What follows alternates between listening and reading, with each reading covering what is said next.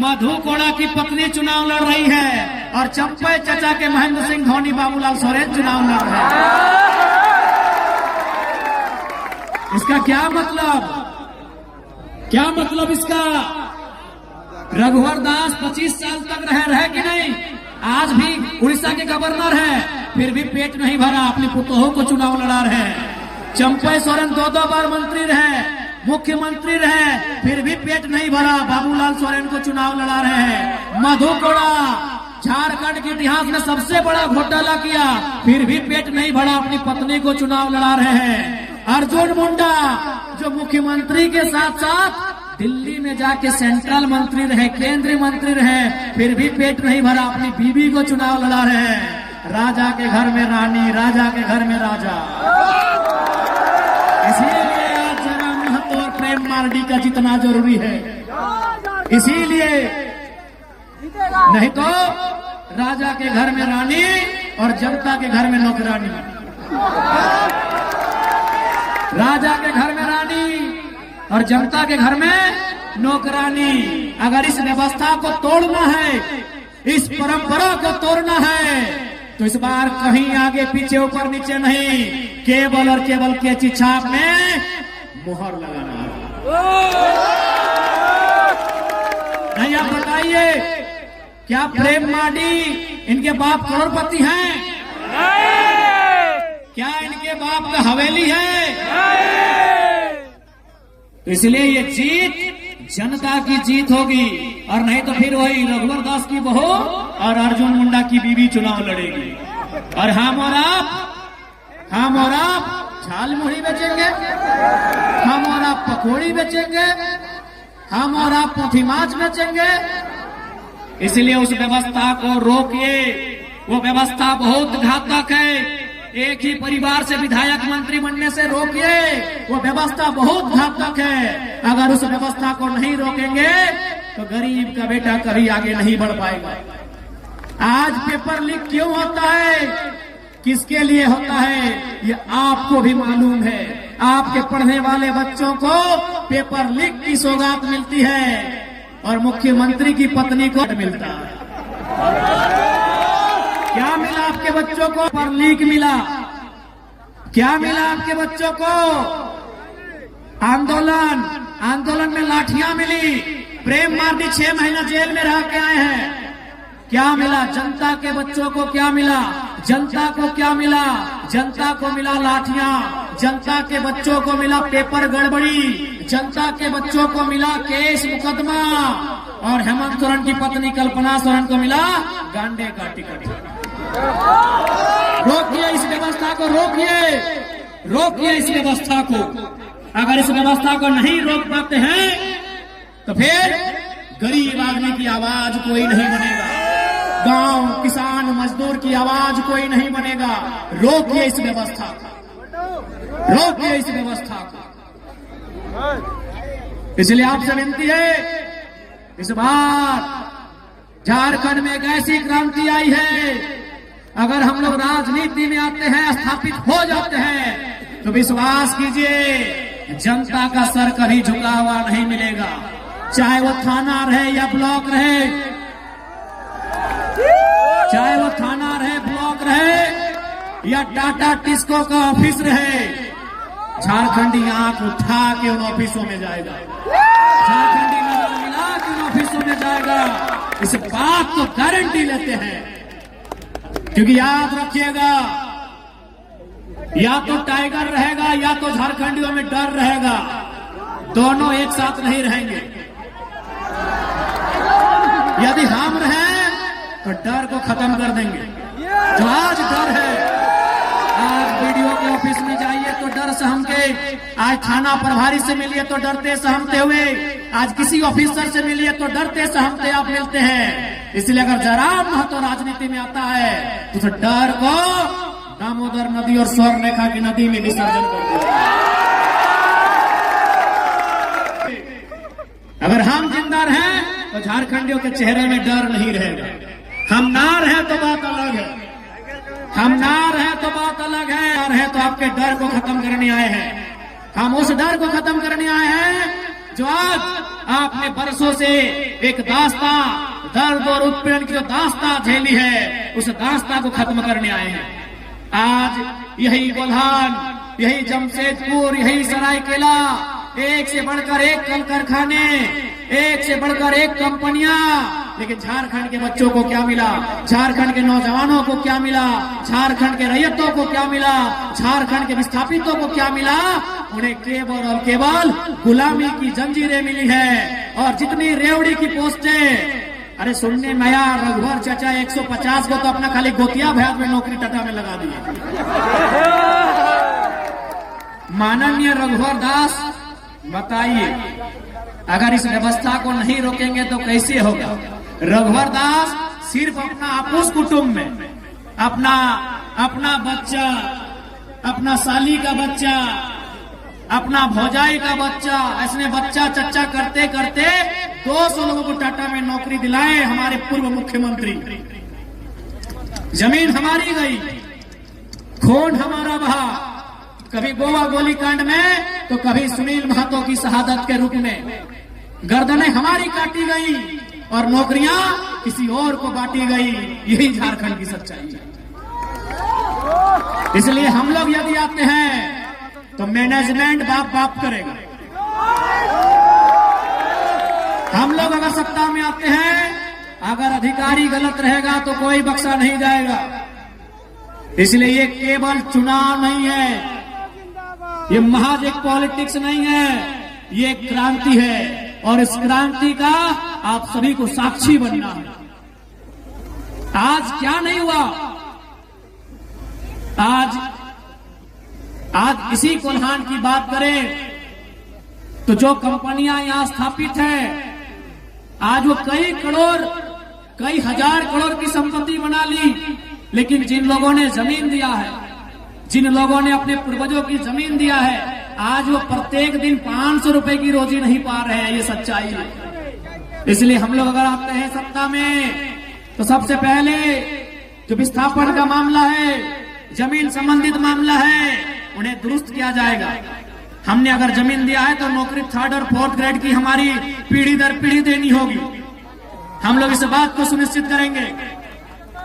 टाटा रहे चाहे टिस्को रहे, उन्हें सीधा जवाब तलब करेंगे। इस बात को हम लोग पूरे तर्क के साथ प्रस्तुत करेंगे कि हमारे पूर्वजों ने आपको जमीन कंपनी फैक्ट्री के लिए दिया है, लैला मजनू का पार्क बनाने के लिए नहीं दिया है। हमारे बाप दादा क्या सोच के जमीन दिया है? ये बोल के जमीन दिया है कि वहां फैक्ट्री लगेगा, जब वहां फैक्ट्री लगेगा वहां काम होगा और हमको वहां नौकरी मिलेगी। हमने आपको यहाँ पार्क बनाने के लिए और स्टेडियम बनाने के लिए जमीन नहीं दिया है। अगर आप काम नहीं कर पाते हैं, हम लोग जमीन वापसी की भी मुहिम चलाएंगे।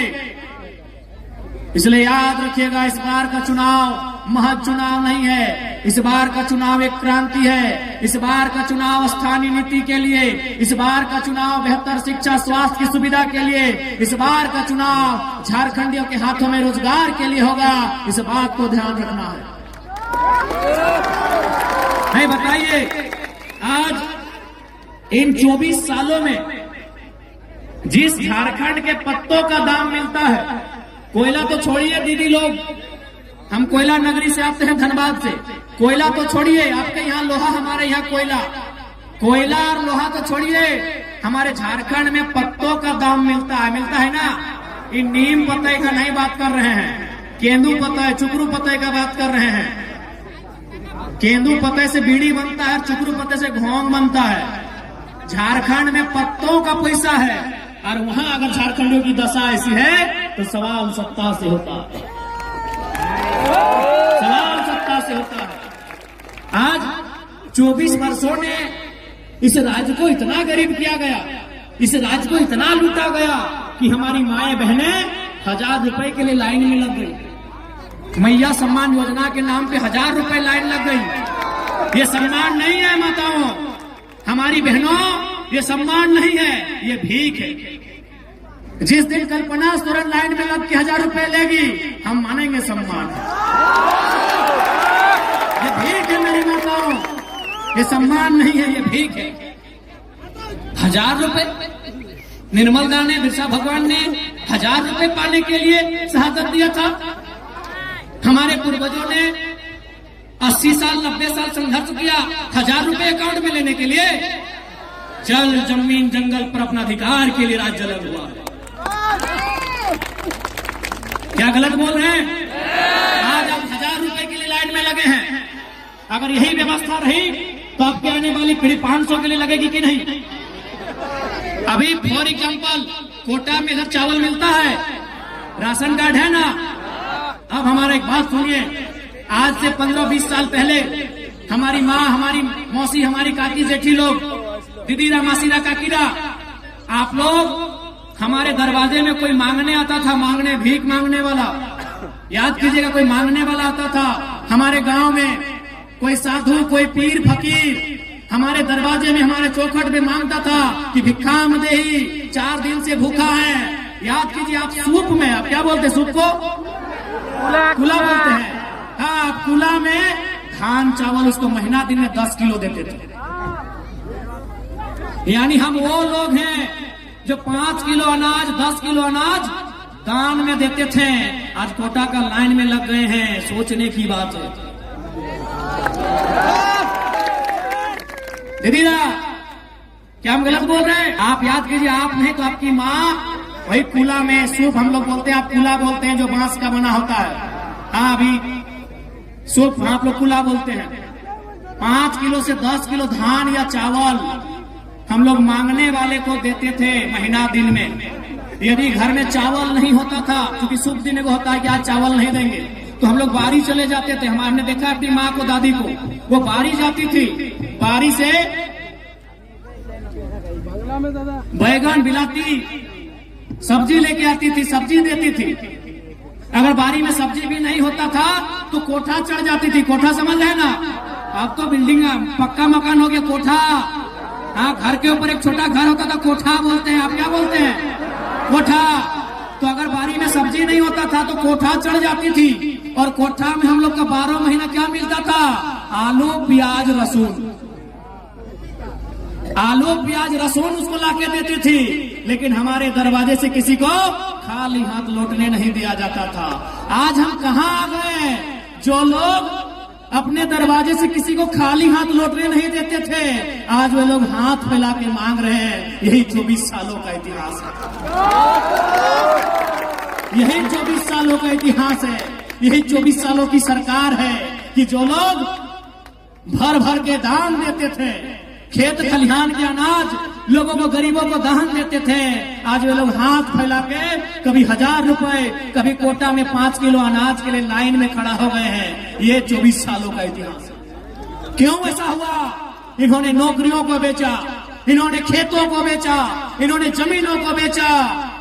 आज इसीलिए केवल हम लोग राजनीति नहीं, एक क्रांति करने आए हैं। हम लोग आने वाले 50 साल के भविष्य को सजाने संवारने के लिए आए हैं।